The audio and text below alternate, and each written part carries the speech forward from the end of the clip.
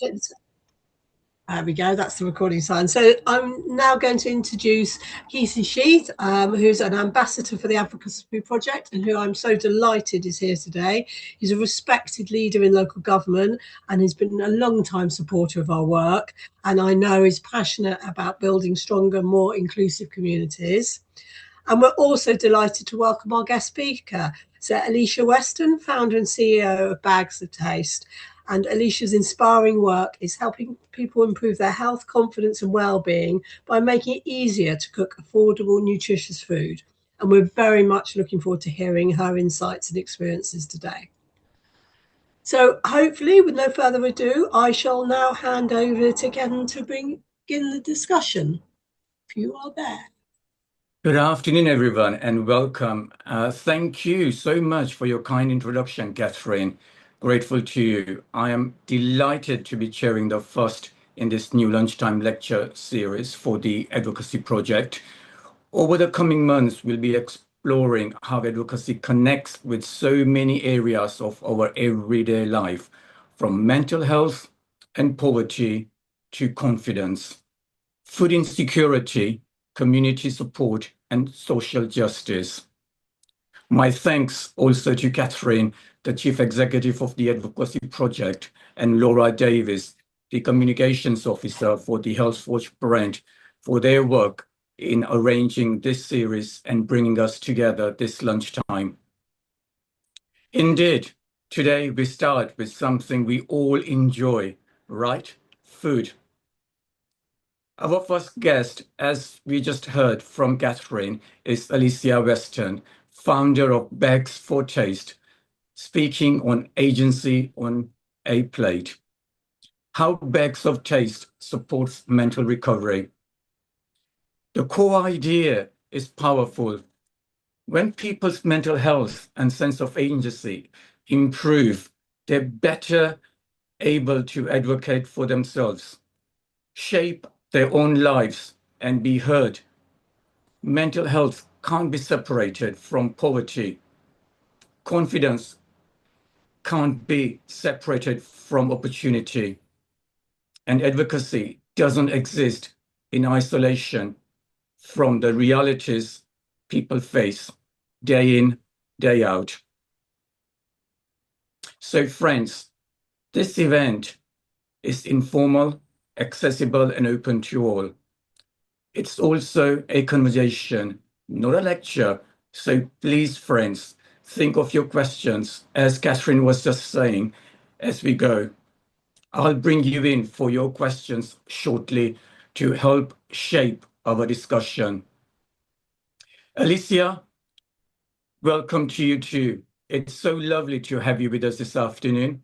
And I'm looking forward to knowing a little bit about what you do.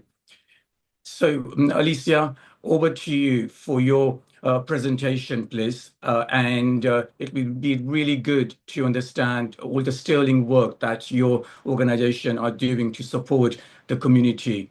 So, Alicia, very, very welcome to you indeed, and over to you. And Hi. then, friends, once she has presented her slides show, I hope to bring you in as many of you as possible. So whilst Alicia is presenting, do think of your questions and do jot them down so that you don't forget those key points, and then I'll bring you in. I do have one or two questions of my own, but over to you, Alicia. Good afternoon to you. Hi, hello everyone. I'm going to share a presentation now. Hopefully you can see this.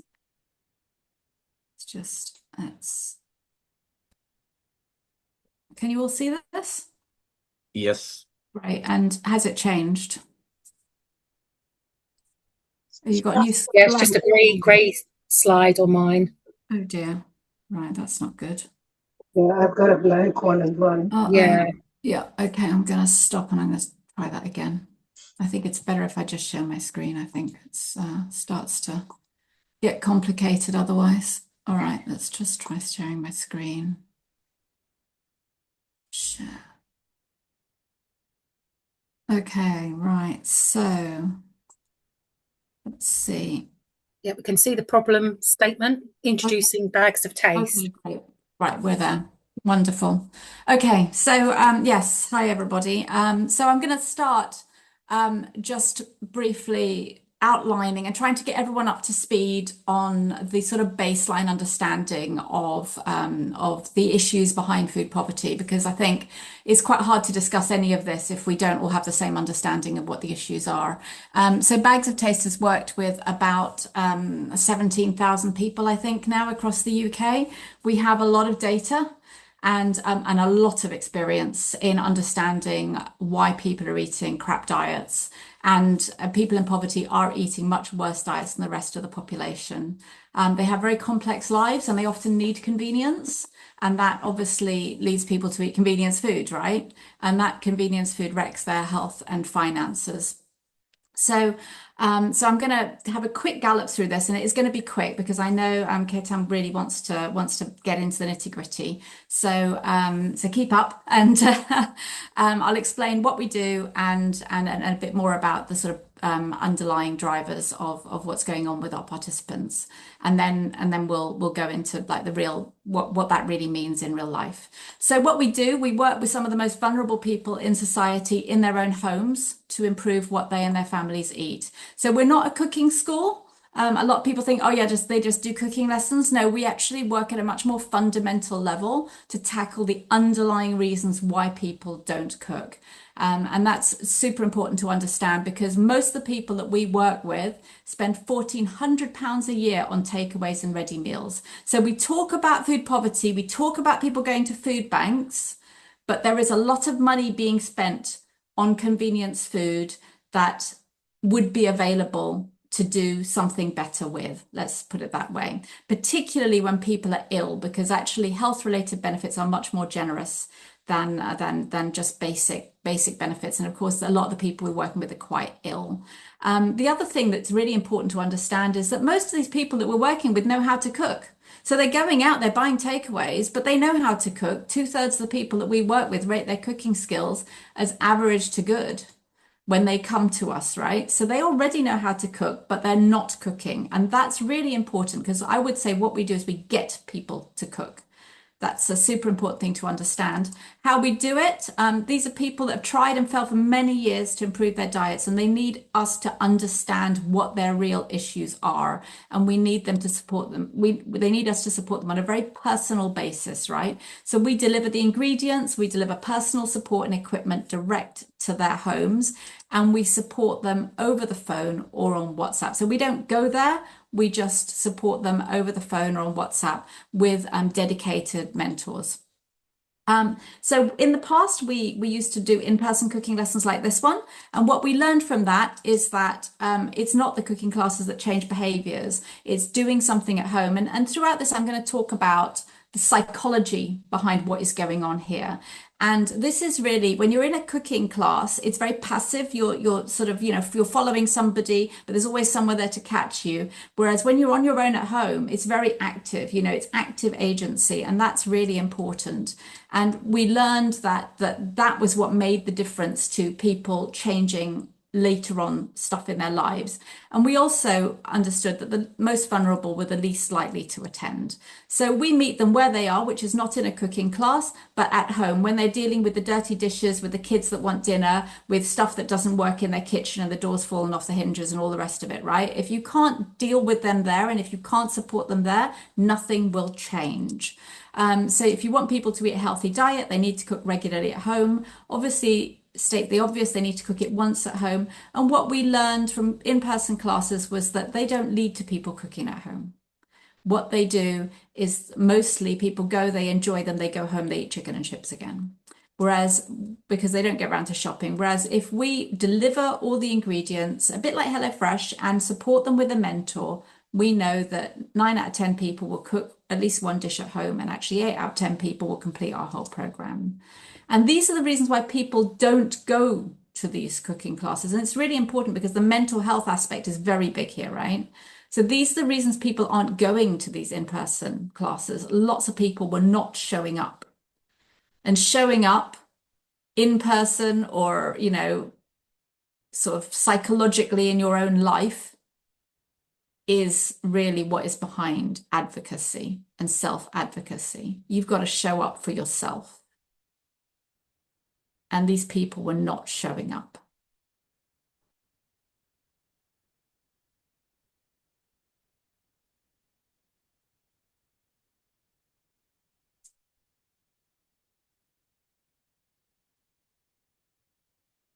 And interestingly, some people thought that they would be more willing to go to community classes next time. So the people that we work with, we ask them lots of questions, and these are the kind of things that they have, the barriers that they have. And typically, so we give them a point for every barrier, just so we can sort of see the level of challenges that they're facing. And typical participants have more than 5 of these issues in their back pocket, as it were. So they're really at risk of health inequalities and at risk of financial and health shocks. And basically what happens is that you end up with poor mental health and you cook less and you end up in this kind of downward spiral. So this video will show you some of the people that have been on the course. And when you're watching it, I'd like you to think about what they have done and how they have got themselves out of the situation. What's the impact they've made, but also how are they advocating for others? Because that comes through towards the end of this video. So it's a 4-minute video. I'll just show you this.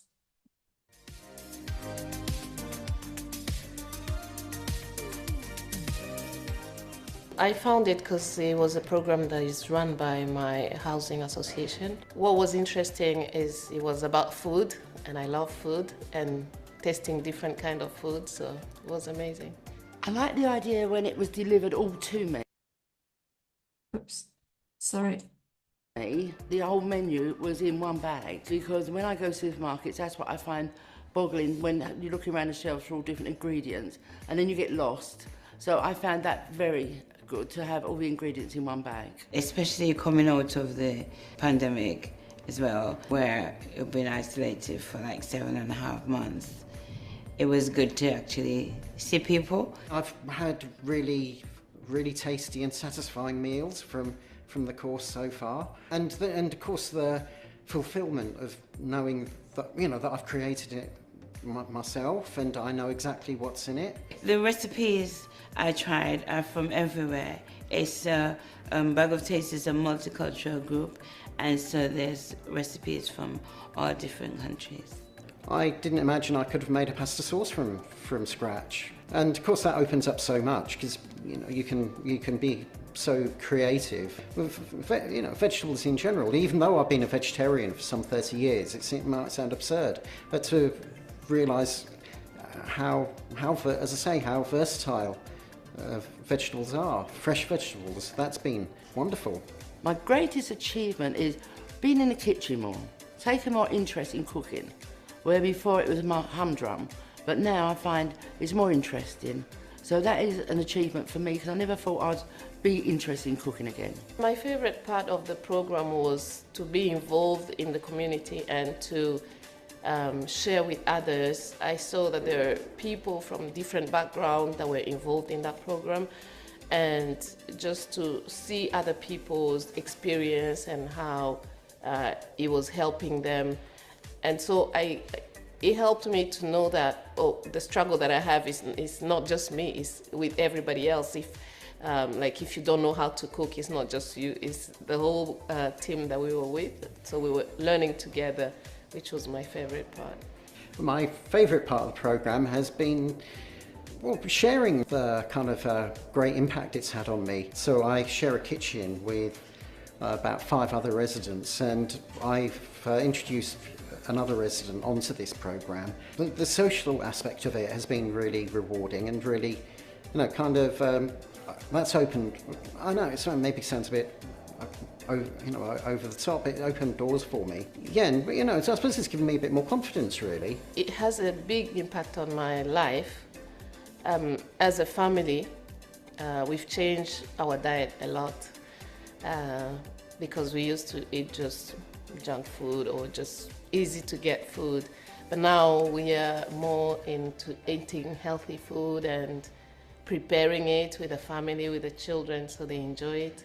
And it also benefited me on my my way. I got to a stage where I wasn't enjoying the kitchen, but after being on this programme, I find I've enjoyed it so much.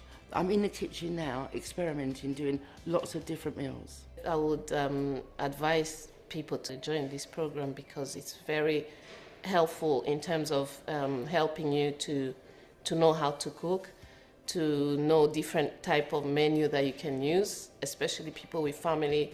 You just want something quick to prepare for the children. Yes, I would recommend. Yes, I have recommend. I wholeheartedly recommend it. Never imagined that such support would be available so incredibly easily as well. If I can describe it in one word, it will be amazing. Multicultural. Eye-opening. I'd say the word empowering.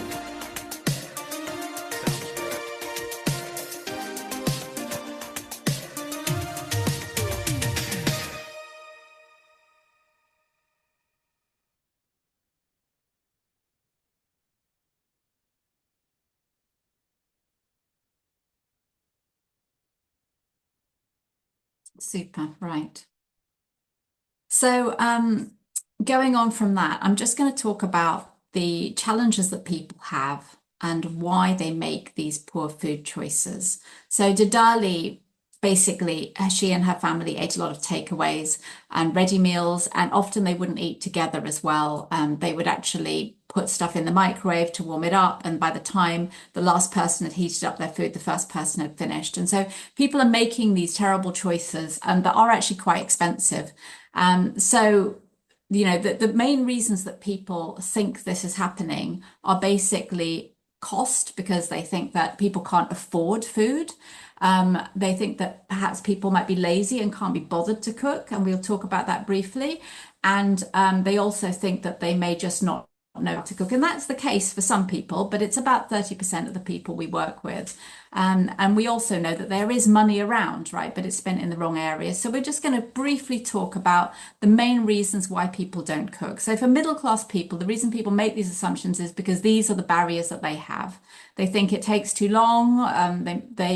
They have other options like M&S or whatever, and these things are very tasty. Sometimes they just don't know how to cook what they like to eat, like they don't know how to make sushi, or this is where they don't know how to cook. So these are the reasons, and they assume that this is the same for people in poverty, but it's very, very different. So all of these things are worse for people in poverty, and you get comments like this. So this is what the people that we used to work with face to face would tell us.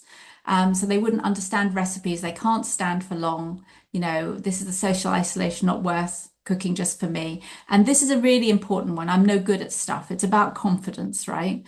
So they won't try. Then you've got cost stuff. So this is where some of the stuff that we've already talked about is worse. People think that healthy eating is expensive. So if they feel that they're already struggling with food costs, they won't try it. There's greater density of takeaway in poor areas, and what your kids will eat are massive. It's a massive problem what your kids will eat. If they've only been exposed to pizza and chicken nuggets, that is all they will eat. You can't give them an avocado. So you have to be really careful with that. And there's a lot of pressure on families to buy those takeaways from the children. Then you've got stuff that's connected to the poverty premium. And this is largely speaking where stuff costs more in small packages. So whether that's your energy costs, the data on your phone, do you have a car? Do you need to take a bus to get to the supermarket? Can you carry everything back for your family for a week on a bus? Probably not. So food access is really important, and also a big part of why people are eating poor diets, particularly outside of London. Then you've got risk of waste. So this is where you have to buy a whole packet of this in order to use just 1 or 2 teaspoons, and or you may try a new recipe and the kids won't eat it. You know, it's a financial disaster if you do things like that. Then you've got equipment. So does the recipe require you to have a blender? Because soup is cheap, but if you need a blender and you don't have one, you're in trouble. Do you have an oven? Does it work? Are you using it as storage? Because if you're living in a 1-bedroom flat with 2 kids, I'll guarantee you that oven is full of toys. So, you know, these are things that we really need to be thinking about. And then you've got upfront cost of ingredients. You know, yes, you live in a food desert. Yes, you can get Tesco to deliver, but it's £50 up front. And even if you do buy that big bag of frozen beans, which is much cheaper, Do you only have an ice box? Where are you going to put, how big is your freezer and how can you fit this stuff in? So these are things that are real issues for people. And finally, and this is very important for what we're going to be discussing, is scarcity mindset. So this is basically where you've kind of got a tunneling mindset where you're dealing with your poverty, you're grinding poverty every day, and it makes it very difficult to plan. You lose IQ points and you lose executive control. Now, what is executive control? That's your impulsivity. That's what controls you and gets you to do things like planning and stops you doing impulse purchases, right? So what actually happens is you get to these kind of situations. I've got no food in the house. I'm starving. Let's get a takeaway. Got too much other stuff to worry about. This is also why, for instance, poor people smoke more. So this is a really important concept to understand. So when you look at that poverty paradox, why are people doing this? It's actually a very sophisticated risk management strategy to cope with the fact that the kids might not eat the food, that the recipe might not work, that the food might go off, that they don't have the right equipment, or they haven't actually planned enough to get all the right stuff in place at the right time. So when people say that they're lazy, I don't actually believe laziness is a thing. People try, but they hit too many barriers, and that is the issue. When they hit too many barriers, then they just give up, and that's perfectly normal, and it would be anyone, rich or poor. If you hit too many barriers to do something, you will just give up. And so what we do as an organization by delivering everything and supporting them is that we actually remove all of these risks. There's nothing on that awful Venn diagram that we don't work on. And that gives people the power of choice, really. These things on that Venn diagram, they're all called the social determinants of health, right? They're economic things, they're psychological things, and they're, to a degree, what you can learn. But that's a very small part of the whole picture, as you could see. And so the impact of our program is actually very broad. But particularly, I guess for our purposes here, we should be talking about well-being and mental health skills, right? So things like self-care, confidence, and trust, and these and nutrition, which we'll talk about a bit more.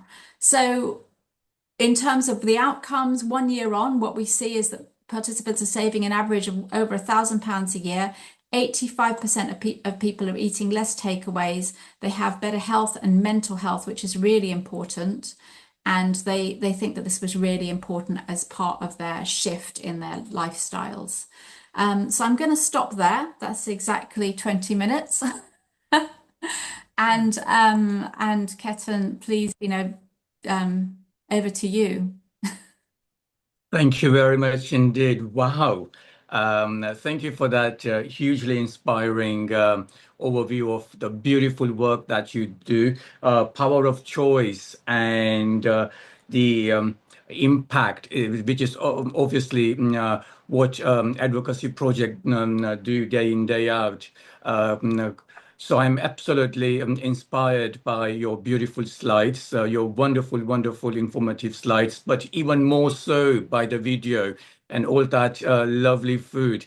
So thank you very much for sharing that powerful video too.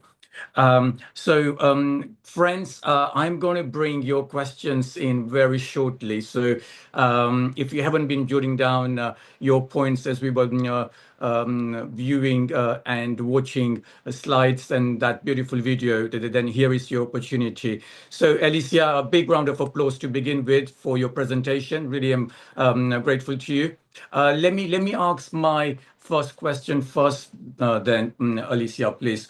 What was the moment you realized Bags of Taste was about mental health and agency, not just cooking cheap meals, please? I think it came and thank you for your electronic clap. And I think it would be really nice to show your feedback so that we know that you are really excited as I am in watching and hearing Alicia's slides and videos. So do please take the opportunity to put a small emoji or give some reaction. Thank you. Alicia, over to you, please, for that first reply. I think it happened in two stages, actually. The first one was I was really taken aback at the impact that the program had. When we did our first pilot, at the end of the first course, which lasted a month, people were asking for an extra sheet of A4 to write their comments on. So that was a bit unexpected. And when I called them up 9 months later to see whether or not they even remembered my name, again, I couldn't get people off the phone. 45 minutes later, they're still talking about the impact it had on their life. And that carried on for years. And I was constantly astonished at the much wider impacts of bags of taste. Because I thought, this is just a cooking lesson, you know? I mean, like, why is this having this incredibly wide impact on their lives? And it was only when I really started to read the research around mental health and diet that I began to understand that that's what was going on. That actually, I think what we do is we improve people's mental health and we also give them agency. So I think it's a kind of two-part thing. First of all, I thought, oh yeah, we improve people's mental health, but I also think that, and part of it's come out of just doing this talk, in fact, really thinking very hard about the agency that we give people. I do actually think that's part of the jigsaw. So that's where I realized it was about mental health and agency. Thank you.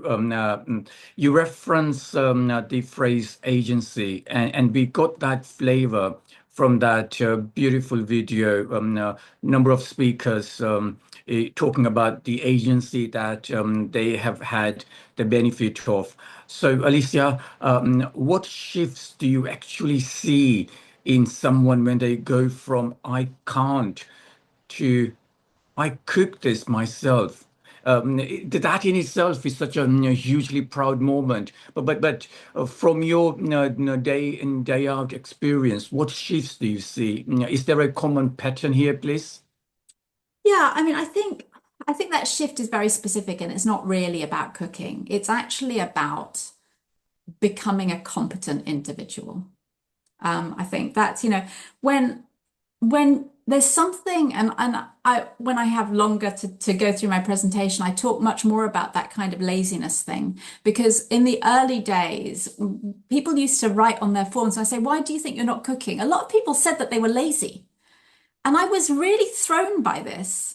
And I thought, well, I don't know how to solve that. If you're a lazy person, I can't solve this. I can't do anything. I can get you a sharp knife. I can teach you stuff. I can do all of these things, but I cannot fix your laziness. Do you know what I mean? But after a while, I realized that these people started cooking. And I came, like I say, I came to the conclusion laziness is not a thing. It's just code for I have hit too many barriers. But the particularly awful thing about food, there's two things. One of them is that you have to eat, everybody has to eat, and we have to eat at least twice a day, right?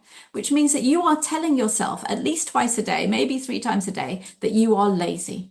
And it is a really, really, really corrosive self-narrative, I think.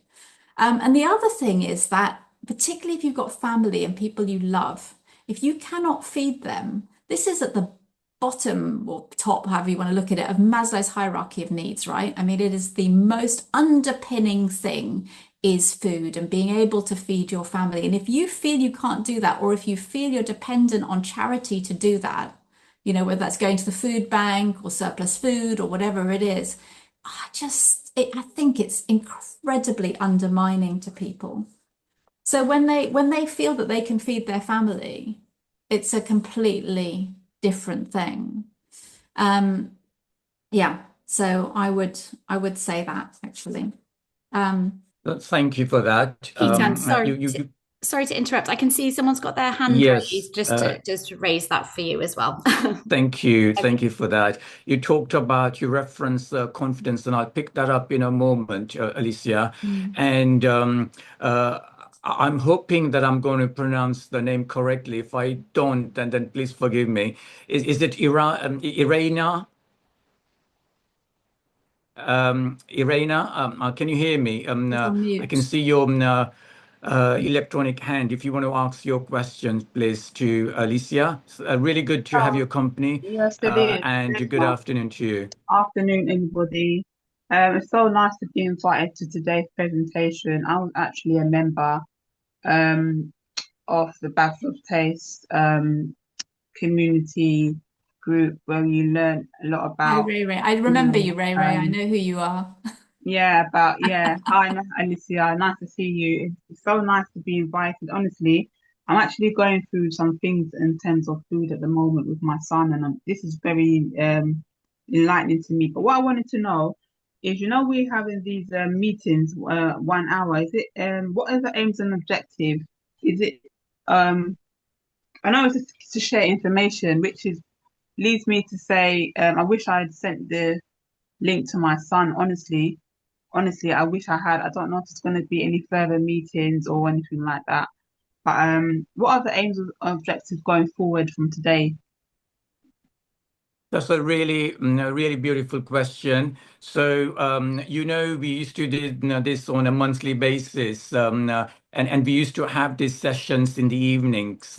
We did it for number of years, and we decided to take a pause and to regroup ourselves from all the learning from those sessions. So the idea is to start off the conversation basically, and see where we can try and bring down those stigmas, those barriers, those very hard to have conversations. So the idea is that we come together as an extended family, an extended advocacy project family, where every single conversation matters. No subject area is a taboo subject, and we explore various different conversations to get us all thinking about different situations that we endure day in, day out. Some to a lesser degree, some to a greater degree. So the idea is that we have regrouped ourselves this afternoon, this lunchtime, and the idea is that this is our first relaunch. And we will certainly love to have your feedback after this session. And before we close, Catherine and Laura and other colleagues will be giving you details, if you don't have it already, how to get in touch with us. And the idea is that we will come back in the next 2-3 months, picking up on your feedback, and we'll come back with another topic where people have asked us that they would love to have that conversation. So we will plan that next session, and we will certainly share those details. And this is being recorded, so please do share it with your son or with any other colleagues that you may not have already shared the link to, and who perhaps may not have been able to join. But link of this recording will be shared after the session, so that's fine. A lot of people have already been in touch with us saying that they perhaps aren't able to join for one reason or the other. And we will be sharing this after the session is over this afternoon. I hope that answers your question. But if Catherine or Laura, if anybody wants to come in, I'm very happy to take your contribution, your comments as well, please. Just to say, we'll share all the details. We're recording the meeting, so you're welcome to share it with whoever, and we'll make sure we'll be running another one, just as I said, and sending out invites to everybody, and we'd be delighted for you to join us again. Thank you. And Alicia, I don't know if you want to add anything as well, but I think, we at Advocacy Project were really excited by the work that Bags of Taste do. And currently, there is a big conversation about food banks and food insecurity and in London, if you're tuning in from London, certainly the London government, Mayor of London, certainly has rolled out breakfast clubs across the school space and so on. So it is a big conversation. And of course, there are also various different factors involved. The confidence which we heard Alicia mention, and I'm going to pick up that confidence in a moment with Alicia. But Alicia, if you do want to add anything on top of what I've just said, please feel free to add. No, that's fine. Thank you. Laura, did you want to say anything from the comms perspective? just from the comms perspective, I hadn't got my audio on. There is a nice question in the chat, which Alicia has answered, but just in case anyone hasn't seen it, asking about how much of the work from Bags of Taste is targeted at the under 25s. Alicia, I know you have popped it into the chat, but would you mind maybe just covering that for everybody in case they've missed it? Thank you. So, I mean, generally, Thank you, Laura. I mean, sorry. Okay, right, I'll carry on. So generally, I would say that our work is not targeted unless we specifically are funded to target a specific group of people. They're much more general programs, and I would say that under 25s are disproportionately underrepresented in our work, mainly because ultimately somebody has to agree to take part. And they just don't have the incentive when they're able to eat instant noodles and frozen pizzas every single day, and they still don't suffer constipation or any of the adverse health impacts of that. Those things happen later. And, if you speak to doctors, they'll tell you how alarmed they are now of the massive rise in bowel cancer amongst young people under 40. It's a real issue, because they're not eating fiber and they're not eating healthy diets. But unfortunately, until they get that cancer, often they're not that interested. Or if they have children, I think having children is quite a big incentivizer. People are worried about what they're feeding their kids, that's for sure. And I've got a few case studies that I pulled up, which I'll talk about perhaps in a bit. Thank you. Did our friend who put that question in the chat want to follow it up with a supplementary? Okay, I'll answer the questions in the chat, shall I? So Patricia then went on to say, how does it work if residents do not understand the negative impact on their diet? I think that's a really good question, and it's one that I'm quite cross about, because we've known about the impact of diet on mental health, for example, since about 2006. There were big reports that started to come out, and yet I was talking earlier about this to the people, the hosts of this call, that there is a mental health trust, rather an NHS trust that has a huge spend on mental health services, and they do nothing on diet. And it's become my personal mission to sort that out. And I mean, it's taken me years, that I've now got a meeting with the CEO of this trust because next week, and I intend to absolutely take him to task on this, because they're expecting people to choose the projects that they want to sign up for example, but they don't tell them that diet is important to their mental health. And one of the reasons they don't tell them that diet is important to their mental health, because I don't think they know it themselves. Right? There's a whole field called nutritional psychiatry, and they don't even know about this. Their staff aren't educated on it. I know they're not educating their staff. So how do they expect anyone to know? And I guess ultimately we do need to tell people, because if they don't understand the negative impact on their diets, they are not going to do anything about it. Even if they do, they may still not do anything about it, but at least you should have that. Where do our referrals come from? Yes, some clinical mental health services do. We are commissioned by a small project in the NHS that works with people recently discharged from mental health care. So, but I mean, again, it's very, very patchy, and most people in mental health care don't seem to understand the importance of diets, I would say. Thank you. And Patricia, thank you very much for those beautiful points that you have raised. And thank you, Alicia. Let me bring Jake. Jake, I know you have just mentioned your question in the chat, or your comments in the chat. Do you want to ask them that to Alicia, please? And thank you for joining. Good afternoon to you. Can't hear you, Jake. So I just read it out. I was wondering if Bags of Taste or its community has been impacted by trends such as shrinkflation, where the product quantity shrinks while the price remains the same or goes up, impacting consumer choice and welfare. I mean, I'm sure that they all have. It's not something that we talk about very much. I'm sure that they all have. But again, I go back to this £1,400 that's being spent on takeaways and ready meals, right? Mostly on takeaways. I mean, I've had so many conversations, because we're getting quite a lot of commissioning by local authorities now to do with the Crisis and Resilience Fund. And a lot of those people are working on crisis payments, right? I talk to people that literally look at people's bank statements before they give them a crisis payment, and they tell me that they can see so much Deliveroo there. You know, for them, it is not a surprise. For many people, it is a surprise. They're like, well, you know, why would they do that? You know, they've got no money. They're going down, they literally are. I would say, broadly speaking, I mean, of course, there's always people that, you know, really can't afford food, like if you've got no recourse to public funds or something like that. But broadly speaking, I would say that the money is being spent at the beginning of the week and then they're down the food bank at the end, right? That's quite a typical sort of thing.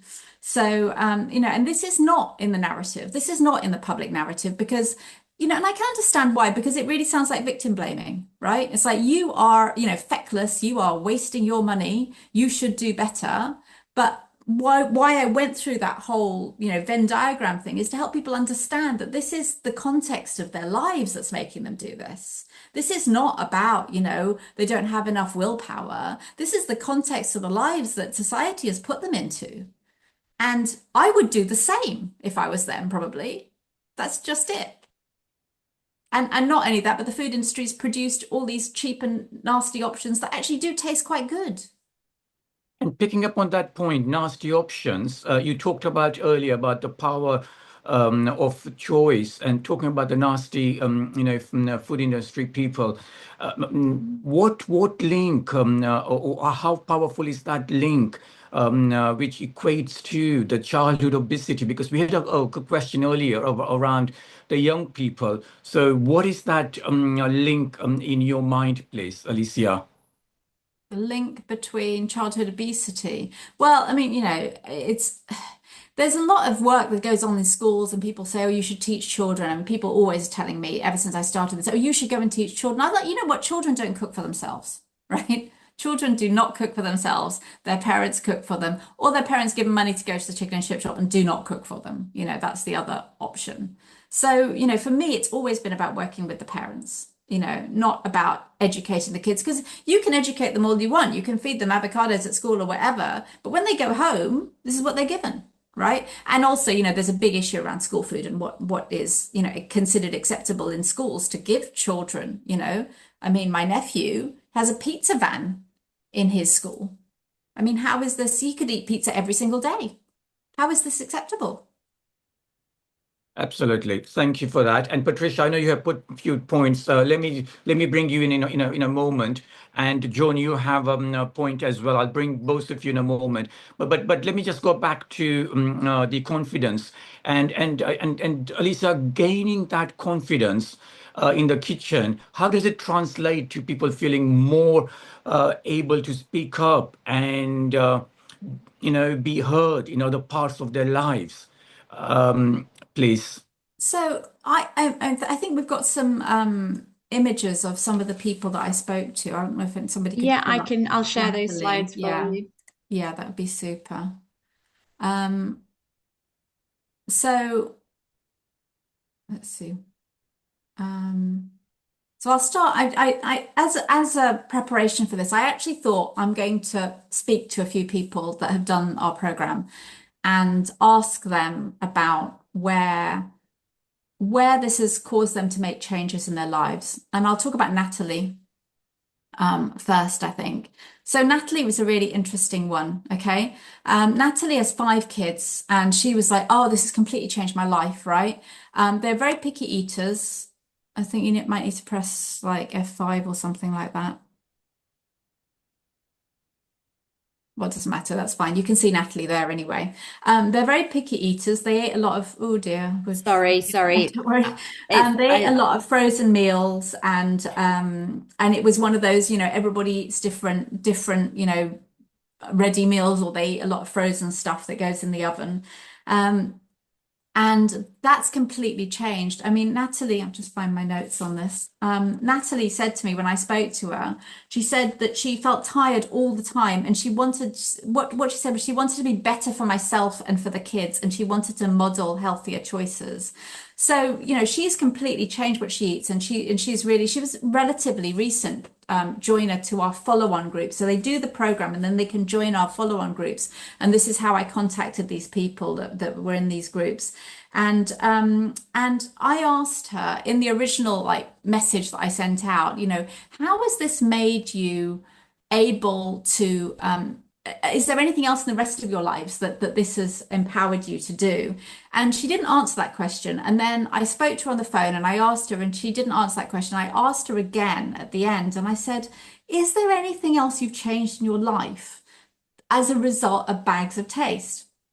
And she said, well, it's a bit embarrassing, really. She said, I've started to take an interest in skincare.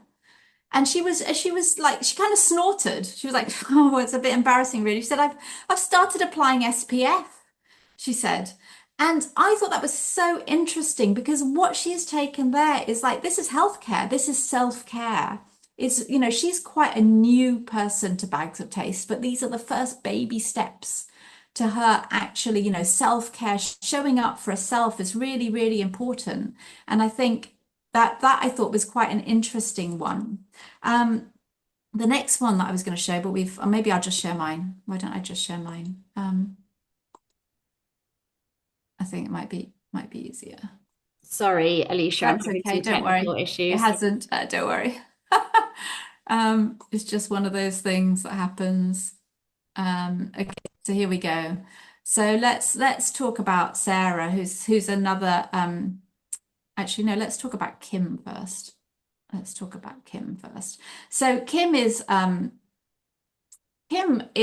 someone, and I got them to send photos of me, and I love this photo of her. So she sent me photos of her before Bags of Taste, right? So she spent her 20s with an eating disorder, and she said the jeans were falling off her. They were size 6 jeans, they were falling off her. I saw that photo. And her housing provider was sending her food parcels because they thought she was starving. But she said, I didn't cook any of them. I just had cupboards full of food. But today she's eating once a day. She's in our groups and she said all this chat about food reminds her to eat. And she does eat regularly and she's put on weight. And I said to her when I saw this photo, I said, you've got boobs. I said, because, she's really blossomed. And she's much more open about her past struggles with food. And as you saw in that video as well, she's really advocating not just for herself, but for others. She's pushing her housing providers to refer into Bags of Taste. She's actually moving from one housing provider to another. And she's saying, when I go there, I'm going to get them to refer to Bags of Taste. And she's been sharing recipes. And actually, Sarah here, so Sarah had PTSD. She came to us with PTSD. She had been abused domestically and she wouldn't leave the house. After doing Bags of Taste, she said that it gave her the confidence to escape and make a better life for herself. And this is her friend. Her and her friend, she taught her friend how to cook. And in fact, they did batch cooking, so her friend was able to go home with a load of food and had a load of fun as well. But she also, I asked her if she would appear on a podcast because she had such a transformational journey. And she did appear on this podcast and her family were astonished. They couldn't believe that she had the nerve to go onto a podcast and be interviewed. And this is somebody who just wouldn't say boo to a goose and pretty much wouldn't leave her bedroom at one point prior to Bags of Taste. So, it shows both how important it is to meet people where they are at home, because for someone like her, she would never have gone to an in-person class, but also, just these kind of broader impacts. And ultimately what you need to do is to show up for yourself, because you cannot really advocate for yourself if you can't even sort of show up in your own life.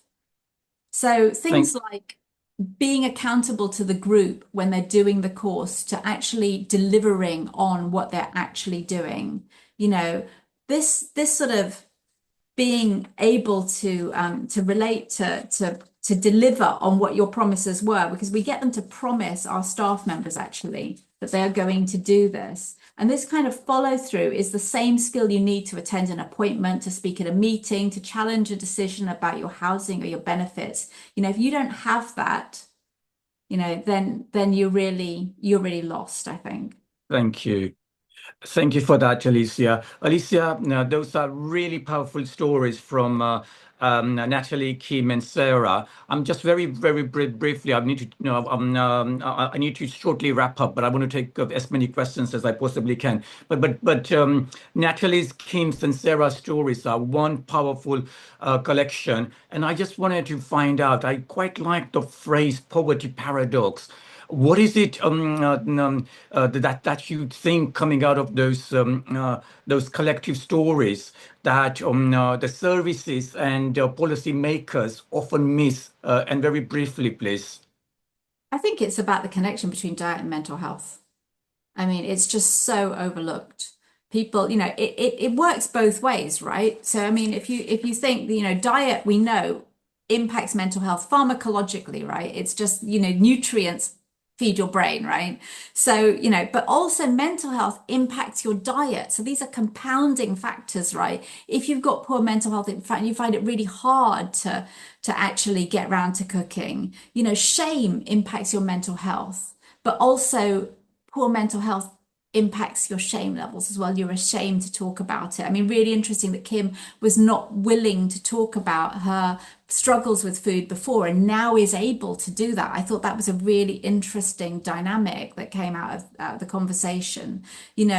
Your ability to cook impacts your mental health, and your mental health impacts your ability to cook, and your agency impacts your mental health, and your mental health impacts your agency. So these are all compounding factors, and they're a real vicious cycle. So I think that's really, really important to understand. Thank you. John Wheeler has put in some wonderful stuff in the chat. John, I don't know whether you want to come in or whether you want me to read out, but there is one interesting question around hoarding, and maybe Alicia might want to pick that up. But do you just want to read that out, John, or shall I read it out for you? Thank you.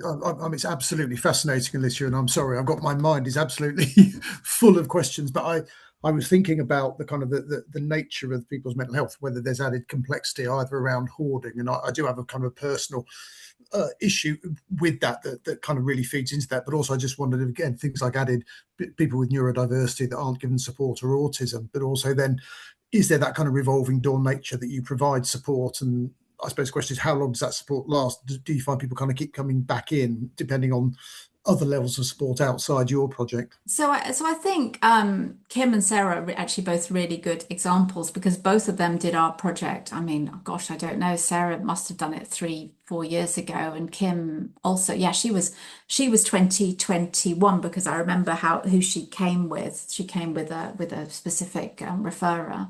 Yeah, so and that was 2020, even possibly 2021. So they've been with us for a long time.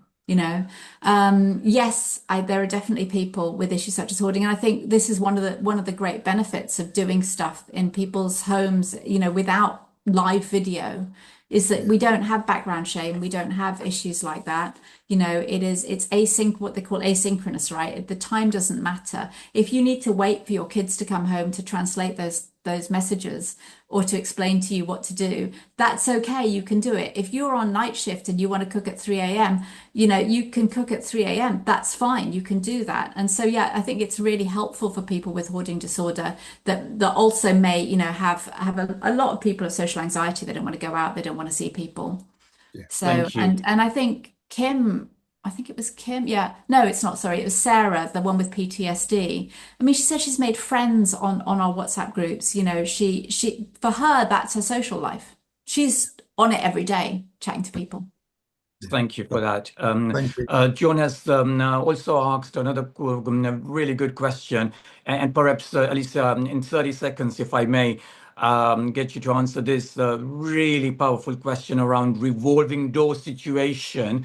How do we navigate those revolving door situation on a long-term situation, please, Alicia? Well, I mean, we do give that ongoing support. So when they finish our program, which is only 2 weeks long, and we have this phenomenal impact, right? They can join our long-term follow-on group. So they can join WhatsApp, they can join Facebook, and there's plenty of support there. They can ask any question they want. They will always get an answer. I actually am the person that runs them. I will always answer them. Thank you. So they can say, I've got a white cabbage. What do I do with it? I'll tell them. those who have been with us on this journey will know that 1 hour goes so quickly. Yeah. Before you know, it's gone. It's absolutely gone. So as I was alluding a moment or two ago, that these are like opening conversations. So this is not it. We will certainly pick up and we'll have a part 2 or part 3 or something of that nature. Sadly, when you're having fun, the time just flies, and that beautiful English saying is so true, isn't it? But very quickly, Alicia, 30 seconds, please. What's one practical thing everyone here could do tomorrow to help someone regain that confidence, that sense of agency, please? A quick reply would be much appreciated.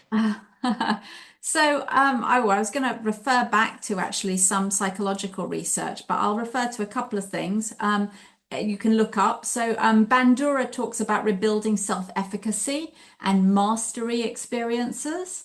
And Martin Seligman talks about learned helplessness. So learned helplessness is when you just feel like, oh God, it's all too much and you just give up, right?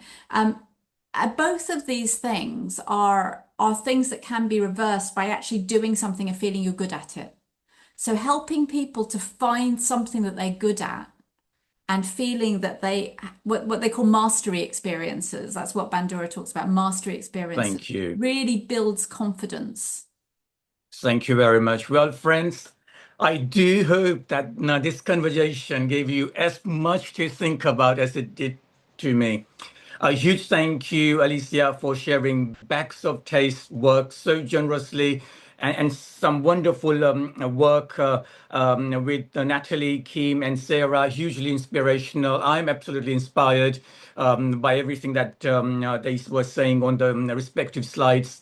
And thank you to all of you for your engagement with questions and all the comments that you have put in the chat. A very big thank you to you. Let me hand you back to Catherine for her closing words, please. Thank you very much indeed.